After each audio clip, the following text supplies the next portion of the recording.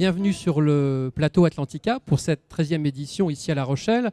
Un plateau sur le thème de la saison 2010. Alors, la saison 2009 avait été extrêmement favorable et c'est vrai que les événements climatiques majeurs que nous avons connus en février et un calendrier un peu défavorable pouvaient laisser penser que les professionnels allaient être inquiets sur cette saison 2010. Alors, on va un peu décrypter ce qui s'est passé. Avec vous, Michel Gourinchas, bonjour. Bonjour. Vous êtes vice-président du conseil régional, vous êtes maire de Cognac, ville touristique, et vous êtes président du comité régional du tourisme. Quel regard portez-vous sur cette saison 2010 ? Une saison 2010 qui aura été moins bonne que la saison 2009, mais qui était une très très bonne saison. Donc on est juste en dessous. On pouvait avoir des craintes. Si juillet a été un mois moyen, selon globalement sur la région Poitou-Charentes, août a été un bon mois, voire un très bon mois, et septembre est bien parti également. Donc constat sur le Poitou-Charentes. Stéphane Villain, vous êtes conseiller régional, Bonjour. Vous êtes président de Charente-Maritime Tourisme. Si je raisonne sur la Charente-Maritime, quel constat faites-vous de cette saison ? Écoutez, un peu le même que celui de Michel. C'est vrai qu'on avait quelques inquiétudes suite à la tempête Xynthia. On s'est dit, bon, ça va être compliqué cette année puisqu'on avait perdu quelques lits en termes d'hôtellerie de plein air notamment. Et on s'aperçoit qu'on a fait une saison plutôt de bon niveau alors qu'on avait quelques inquiétudes. Mais c'est vrai que tous les prestataires se sont donné la main. On fait en sorte effectivement de communiquer pour dire venez en Charente-Maritime, il n'y a aucun problème. Ce département est prêt à vous accueillir. Et on l'a bien vu cette année. Eh bien écoutez, on va être dans des ratios plutôt hauts. Donc ça veut dire qu'on est satisfait. On a le sourire et on améliore de plus en plus, comme vient de le dire aussi Michel, nos ailes de saison. C'est vrai qu'aujourd'hui, c'est important, bien sûr, d'avoir du monde durant les mois de juin, juillet, août. Mais ce qui nous importe aussi, c'est d'avoir du monde en septembre, octobre, novembre. Et on n'a pas qu'une façade atlantique. Vous savez, on a 470 km de côte, c'est très très important. Mais on a aussi la chance d'avoir une campagne avec un patrimoine culturel, architectural, historique, préhistorique. Et puis aussi des sites de nom et de renom qui sont merveilleux à découvrir, avec des pistes cyclables, avec des pistes équestres remarquables. Eh bien écoutez, c'est pour ça qu'aujourd'hui, on est un des atouts sûrs en fait, du tourisme, bien sûr, dans le Poitou-Charentes, mais aussi en France. Alors, on vient de parler de volume.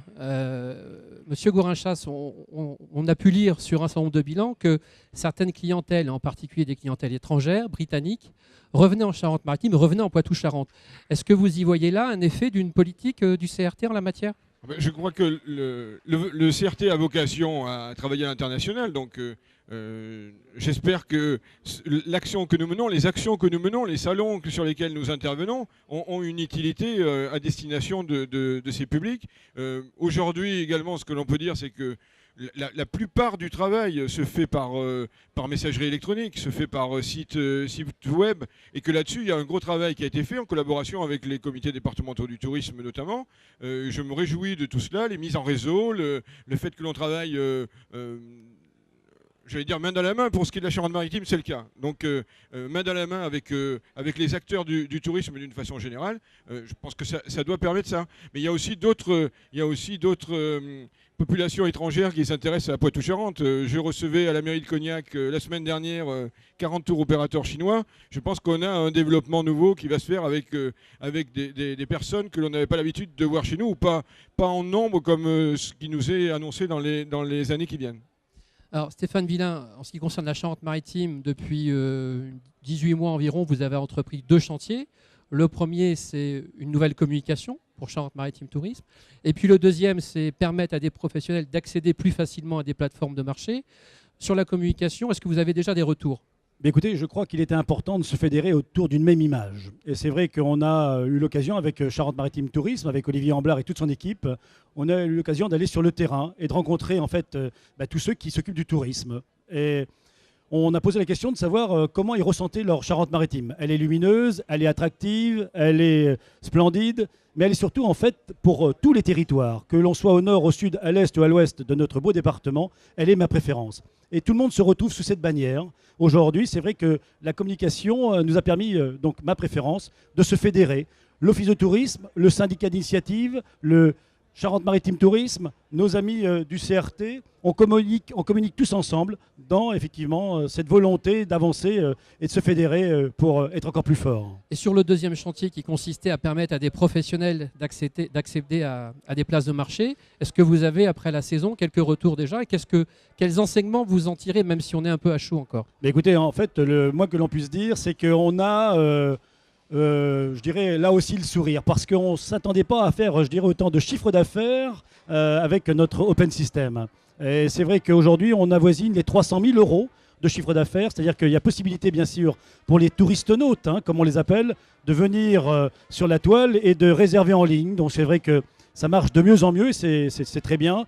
L'année prochaine, l'objectif clairement énoncé par Charente-Maritime Tourisme et tous nos amis qui sont autour de nous dans cette logique, c'est 1 million d'euros. Ça veut dire qu'on est au b.a.-ba de ce qui va se passer demain. Demain, on va pouvoir réserver son hôtel, on va pouvoir réserver sa chambre, on va pouvoir réserver son restaurant et même son dîner, en fait, ou son repas avant même d'arriver. Et on aura fait son paiement en ligne avant tout ça. Écoutez, je crois qu'on est dans une autre ère et il faut qu'on l'accompagne, bien sûr. Et Charente-Maritime Tourisme avec le CRT, avec les territoires sont prêts. Je crois que ce que vient de dire mon collègue de Charente-Maritime vraiment correspond à ce que l'on pouvait dire. Je crois qu'aujourd'hui, on a tous à travailler main dans la main pour faire en sorte que le tourisme se développe encore plus. Je pourrais dire un mot en tant que maire de Cognac. On a tout à construire à Cognac, c'est ce qu'on est en train de faire. On le fait en collaboration avec le CRT, on le fait en collaboration avec la Charente-Maritime, puisqu'on a décidé de travailler avec la ville de Saintes sur un office de pôle qui soit commun à nos deux villes. Parce qu'il y a le fleuve qui nous unit, parce qu'il y a la vigne qui nous unit, parce qu'il y a une histoire qui nous unit, une culture, la Saintonge, etc. Donc il y a un potentiel. À nous à aller chercher les clients, parce qu'on est aujourd'hui dans un monde où il faut aller se battre sur les marchés. C'est notre volonté, on la partage. Je crois qu'on y travaille de manière positive. Merci messieurs pour vos témoignages. Merci à vous. Merci.